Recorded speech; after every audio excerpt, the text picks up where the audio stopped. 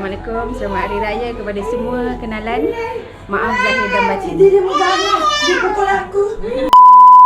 Kami ingin mengucapkan selamat Hari Raya Aidilfitri, maaf zahir dan batin Kepada semua umat Islam yang berada di negara. Ya, betul lah tu. Cakap lah. Lepas tu Lepas tu, minta maaf. saya ingin minta maaf jika ada salah silap. Okey, bye. Handsome ke? Saya nak ucap selamat Hari Raya Aidil dan Batin. Tak usah maaf kalau ada salah silap. Kepada siapa? Ha? Baik semua.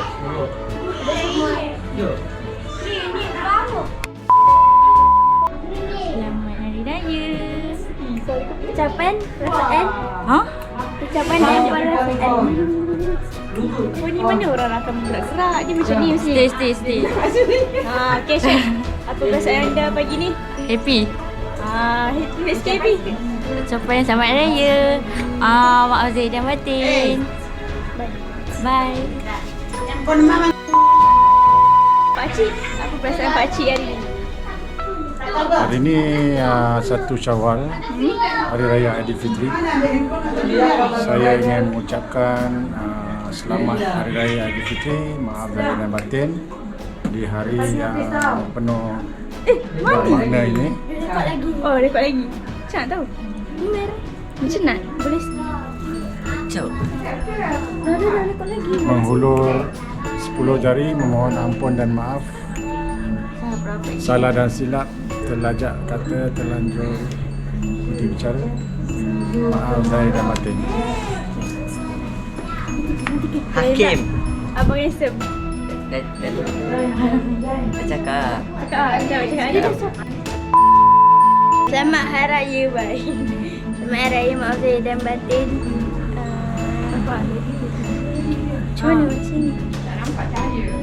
Selamat Azam. Selamat Hari Raya. Apa Azam tahun ni? Azam tahun ini nak nipu je. Dek. Capai sikit bro. Apa? Capai sikit. Macam nak.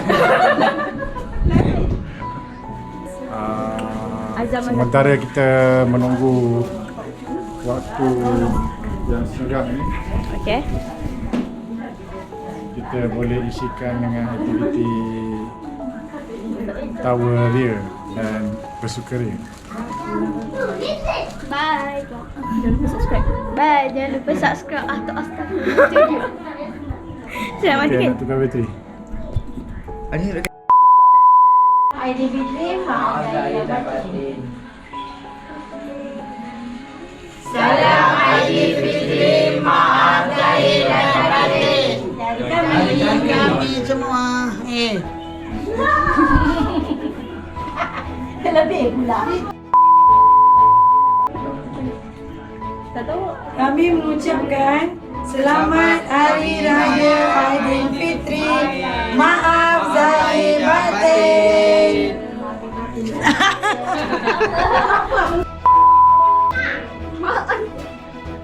Selamat Hari Raya Maaf Zahir dan Batin. Dari kami sekeluarga dan Siti. Kakak Pipa. Tapi sudah pernah kan jatuh dengan Pipa. Selamat Hari Raya.